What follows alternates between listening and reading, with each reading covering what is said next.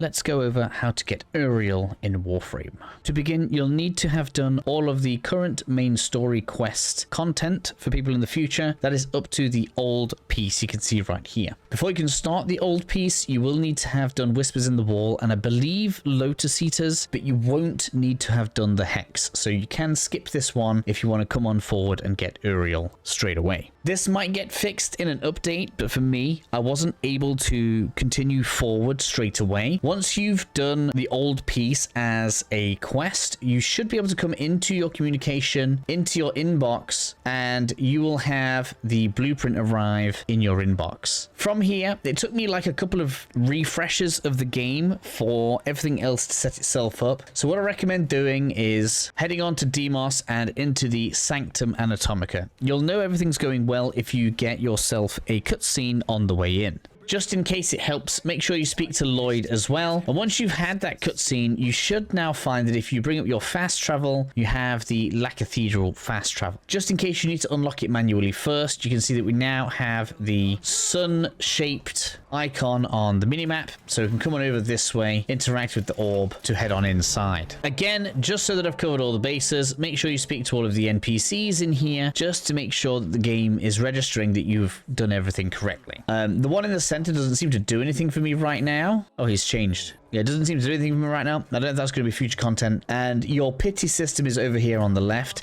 I recommend not really using this for anything other than the main blueprint. I'm going to show you guys why in a second. But you can see we have the Mafica right here. And you're going to get some of that as you're making your way to the location of Uriel anyway. Being as the blueprint is the only part that doesn't drop from the boss we're going to farm, that's what I would use my first Mafica on. If you have a particularly stubborn part, maybe you'll drop some on that as well. But to start with, that's probably what I would get first. With all of that done, the next part I thought was a little bit sneakily hidden. If you come to your nav console in your ship, you see down there, we can see that we can interact with the navigation or the dark refractory. Very easy to miss, so I'll try to have that zoomed in for you guys in the video. We press that button and we have two choices. On the left, we have the Descendia, and on the right, we have the Rebellion. This is like the memory things that you did the missions for. You will need to be doing both of them. For the left, you need to get all the way to the bottom of the Descendia, and we farm this final boss for the Uriel parts. Okay, note that this resets weekly. You see this is going to be reset in 3 days, so I'm going to guess that's like Monday. And so to get all of the parts, all we do is just run on in and farm the boss. As you can see, there are quite a few levels to the tower, and you're going to get Maprico during the challenges on each level, and you're going to find that you also get some given to you as rewards, which is why I said you'll get some on your way to farming Uriel. And because you're not going to want to reset the whole tower, that's probably going to mean that you're not going to get that much of the Mafica, and so I probably would just save it for something that's being stubborn. The boss battle itself isn't terribly difficult. It's around Archon level strength, to be honest. So long as you are fairly well equipped for this stage of the game, you shouldn't really have any trouble. Bring something that's not going to go down easy, as much like with the Archons, you won't be able to self-revive. So get your damage buffs on